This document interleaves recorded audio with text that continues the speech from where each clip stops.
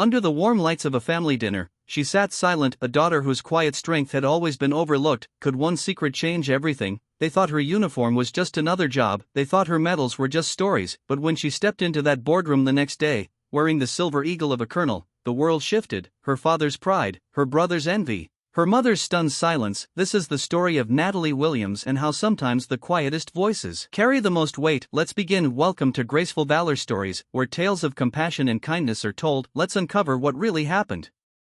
The winter wind swept down from the Rockies that evening, dusting the old highway in a soft, pale light. Natalie Williams tightened her grip on the steering wheel, her knuckles white against the worn leather. She had been away for 5 years, serving in distant deserts and high-tech command rooms, but tonight, she was just another daughter coming home. The headlights of her Jeep cut through the falling snow, glinting off the quiet buildings of Larks, Colorado, a town so small you could blink and miss it, but every street held a memory. Natalie's heart thumped with the echo of each mile, her army dress blues folded carefully in the bag on the passenger seat, hidden like a secret she wasn't ready to share. She slowed as she turned onto Birchwood Lane, the narrow road that wound past the general store and the old post office, the house she'd grown up and waited at the inn, warm lights glowing in the windows, a curl of smoke drifting from the chimney. For a moment, she let herself hope that tonight would be different. Natalie pulled into the driveway, pausing to breathe in the familiar scent of pine and wood smoke. She turned off the engine, the sudden silence pressing in around her. In the back of her mind, she could still hear the cadence of drill sergeants,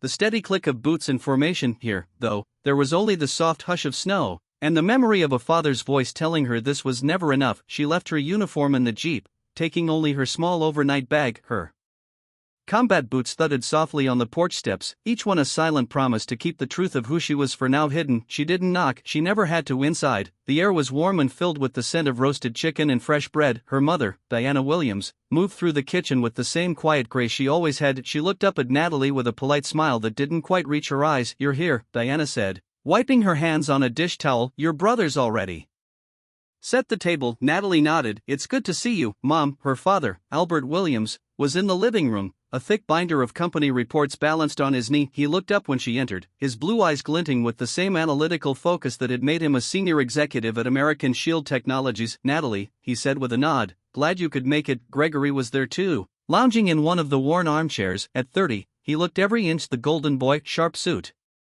polished shoes, and a confident smirk that always seemed to find its way to his lips. He didn't stand up, just raised his hand in greeting. "Sis, long time no see." "Gregory," Natalie replied, her voice steady. She took a seat at the table, the familiar creak of the old wood beneath her, a comfort and a warning. Dinner was a well-rehearsed performance. Diana served generous portions, her chatter focused on the small triumphs of Gregory's week, his new project at American Shield, his promotion to senior project manager, the praise from the CEO. Natalie listened, her face calm, her hands folded neatly in her lap. She knew this dance by heart. Gregory leaned back, swirling the wine in his glass with casual pride. "Shannon Murphy said she was impressed by my proposal. She thinks I'm ready to take on more responsibility." "That's wonderful, dear," Diana said, beaming at her son. "You've worked so hard for this." "I always knew you had it in you." Albert grunted in agreement, his eyes flicking to Natalie only briefly. "And what about you?" "Natalie still in the army?" "I suppose still in the army," she said, her tone neutral. She offered nothing more. The truth of her current rank, the mission she'd led, the lives she'd protected, none of it had a place at this table. "Not yet." Her mother nodded politely, her interest already waning. "That's good, I suppose," she said. "Stability is important, but it's not like working at American Shield. There's real advancement there." Natalie didn't argue. She never had. She had learned long ago that her family didn't want to hear about satellite uplinks and classified clearances. They wanted to hear about market growth and quarterly projections about Gregory's world, not hers. She watched the flicker of the candles on the table, the way the soft light played across her father's lined face and her mother's carefully applied makeup. She wondered if they could see it in her eyes, the weight of command, the quiet authority she carried like a second skin, or if all they saw was the girl who'd walked away from a business degree to join the army instead. Gregory launched into a story about a recent project, his words easy and practiced. Natalie let them wash over her, her mind half a world away. She thought of the drone footage she'd reviewed just last month, the encrypted briefing she'd read under the hum of fluorescent lights. She thought of the silver eagle insignia folded carefully in her bag, the one that marked her as a full colonel, one of the youngest in the Army's Cyber Defense Command. But tonight, none of that mattered. Tonight, She was just Natalie, the daughter who'd chosen a different path, and in her parents' eyes, the daughter who'd chosen wrong. Dinner ended as it always did, with Gregory offering to help with the dishes and Diana insisting she could manage. Natalie stood slowly, her hands steady, her expression calm. "I'll get my bag from the car," she said. Albert glanced at her. "You're staying the night?" She nodded. "Just tonight." He gave a small, absent-minded nod. Already turning back to his reports, Gregory was in the kitchen, laughing with Diana about a joke she'd missed. The warmth of their voices filled the house, a world apart from the chill that settled in Natalie's chest. She stepped out onto the porch, the cold night air biting at her cheeks. She paused, looking up at the sky. The stars were bright and sharp above the dark silhouette of the mountains. She took a slow breath, feeling the weight of the moment. This quiet return to a place that had never really seen her. In the car, she rested her hand on the uniform bag for a moment. The Silver Eagle glinted faintly under the cabin light, a small, silent testament to the life she'd built out there, beyond this small town, beyond this narrow dining room. Natalie closed the car door and straightened her shoulders. Tomorrow, the truth would come, but tonight, she would let them believe she was still the girl who left with nothing more than a dream of something bigger. She stepped back inside, the warmth of the house closing around her like a gentle weight. Her mother smiled, her father looked up and then away, and Gregory offered a half smirk of familiarity. Natalie nodded to them all, her face calm,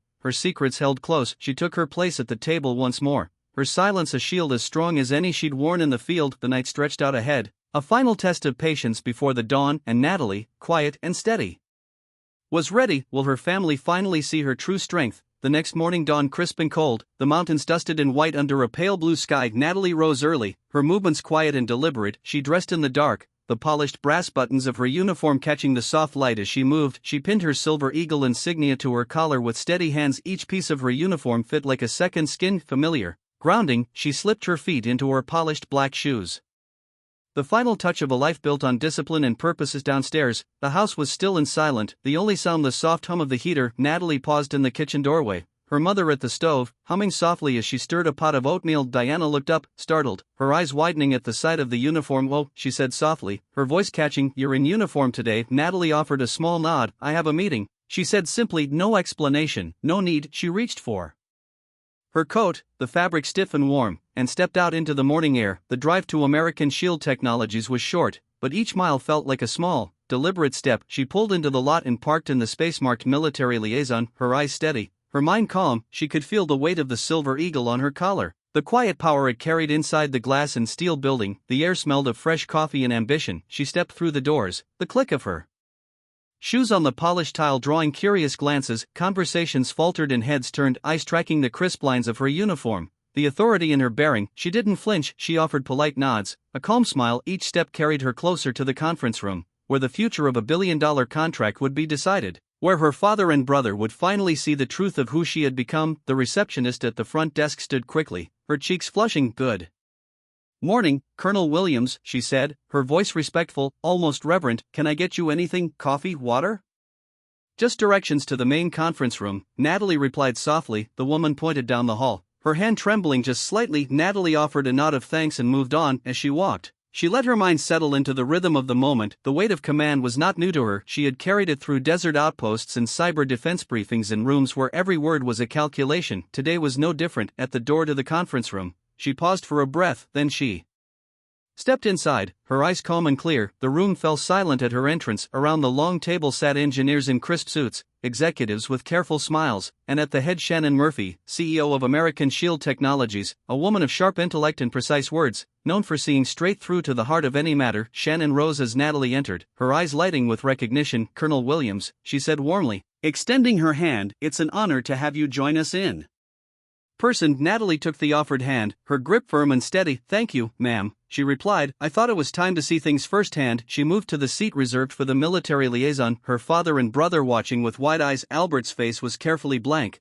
but his fingers drummed nervously on the polished table. Gregory looked pale, his confident smirk from the night before replaced by uncertainty. The meeting began, Shannon guiding them through the agenda with practiced ease. She spoke of timelines and deliverables, of contracts and milestones. Natalie listened, her posture calm, her eyes taking in every detail. When it was her turn to speak, she did so with quiet authority. "Before we proceed," she said, her voice even and measured, "I'd like to review the technical assessments and security protocols for the project." The room stilled, papers rustled. Gregory cleared his throat, his hands fumbling slightly as he opened his laptop. "Of course, Colonel," he said, his tone strained. "I can walk you through our proposal." He began to speak, but Natalie watched him with steady eyes. She had read the proposal weeks ago, every line of code, every diagram. She knew the gaps, the shortcuts he had taken to impress the board. She waited until he was done, her expression calm, then she leaned forward slightly, her words deliberate. Gregory, I notice you've recommended bypassing the secondary encryption protocol for speed. Can you explain how that aligns with our minimum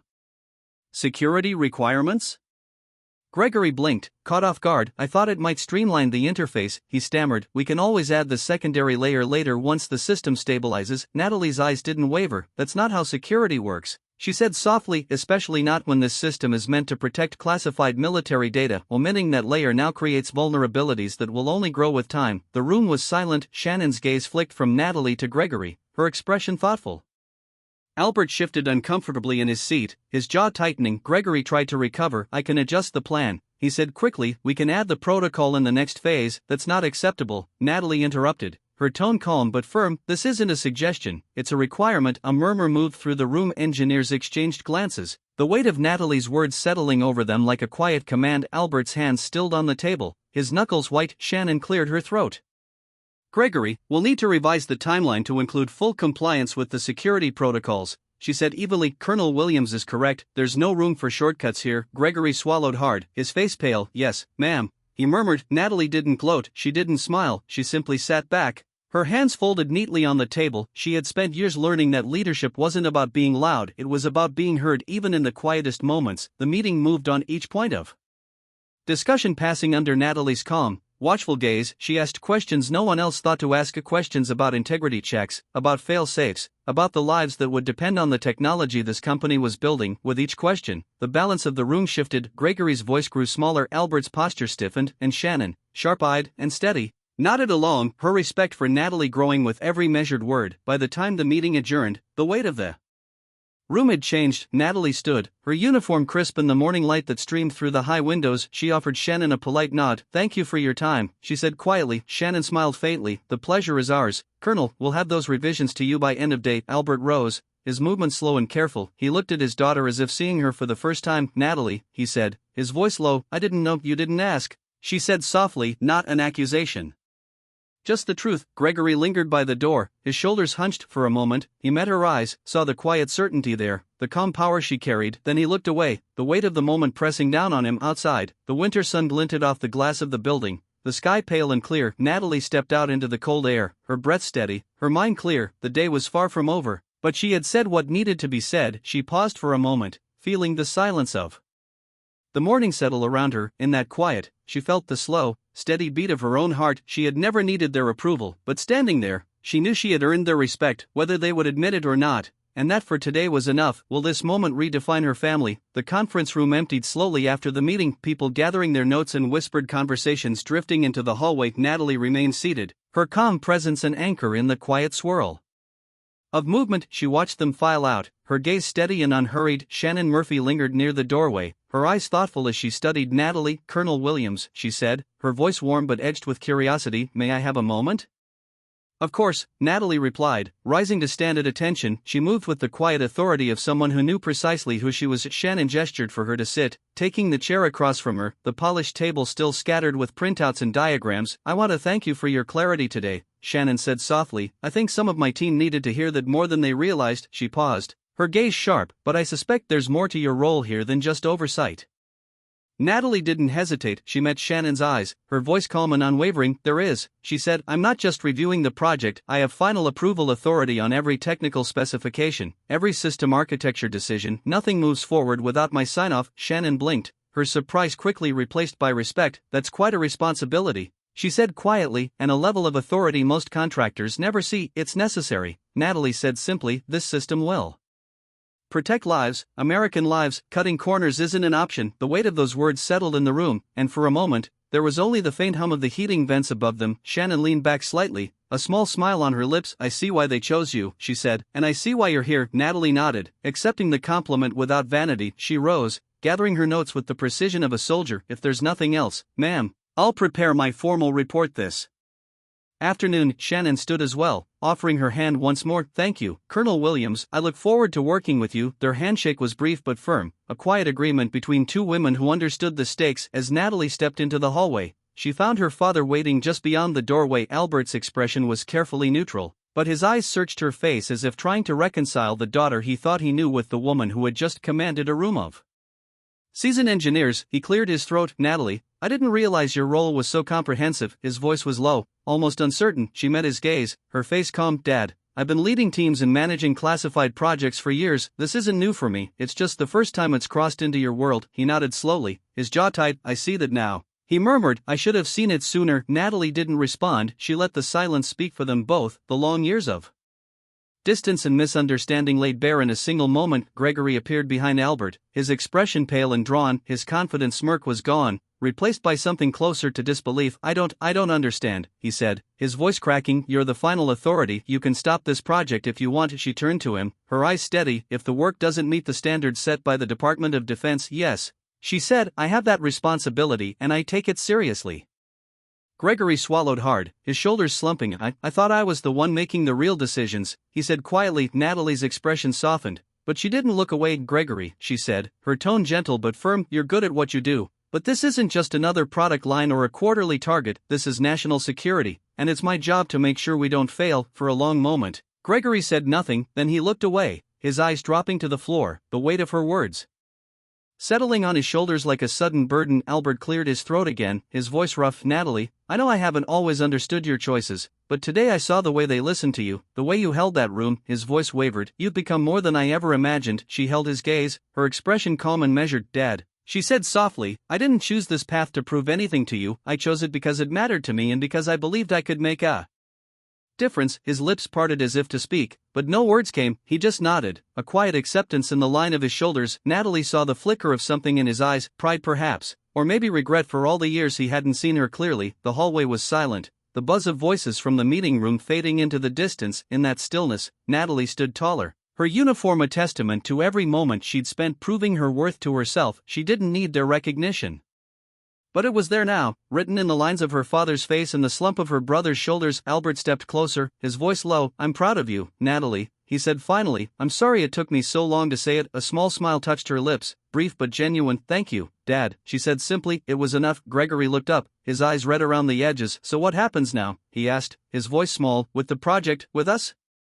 Natalie shifted her weight, her posture still military straight, but her voice soft. The project will go forward, she said, but it will meet the standards it needs to meet. I'll make sure of that. She paused, her gaze steady. As for us, that's up to you. Gregory nodded slowly, his shoulders sagging as if the fight had finally gone out of him. I'd like that, he said quietly, to try. Albert placed a hand on his son's shoulder, the first gesture of comfort Natalie had seen all morning. We'll figure it out, he said, his voice stronger now. We're still family. For Natalie, that was enough. She didn't need apologies or explanations. She didn't need them to understand every choice she'd made. She just needed them to see her, truly see her, and in that moment, she felt they finally did. She stepped back, the soft click of her shoes echoing in the hall. The morning sun spilled through the windows, catching on the brass of her insignia, casting a faint glow around her. She took a slow breath.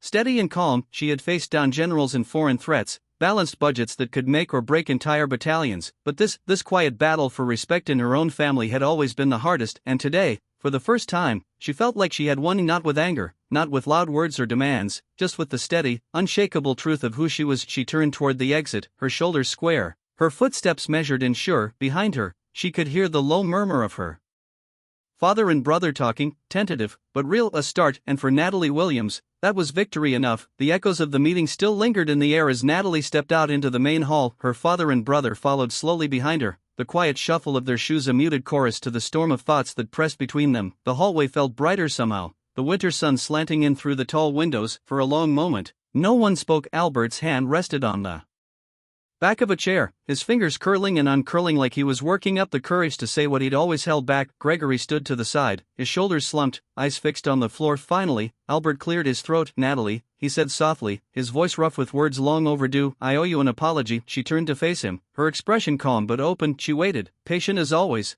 for him to find the shape of his thoughts. I didn't see it, he said quietly, his eyes meeting hers with a raw honesty she'd never seen before. I didn't see how much you'd grown, how much you'd achieved. I was blind to it, and I'm sorry for that. She nodded once, accepting his words without judgment. I know, Dad, she said, I never needed you to understand everything. I just wanted you to see me. Albert's mouth twitched, a sad, almost proud smile flickering at the edges. I see you now, he said, his voice steady, and I'd like to learn. If you'll let me, about your work, about the world.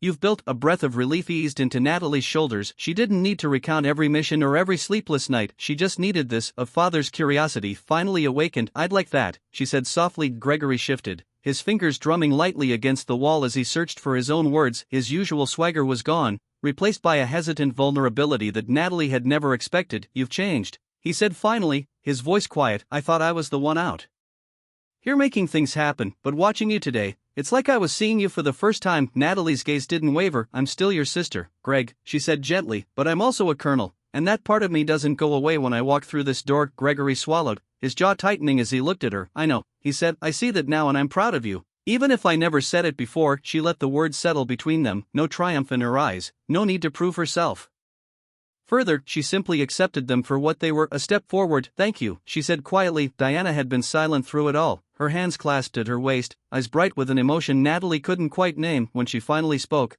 her voice was low but sure. I don't pretend to understand all the decisions you've made, Natalie, she said, but I see the way people look at you now, the respect, the trust, and I realize maybe you were always right about what you needed to do.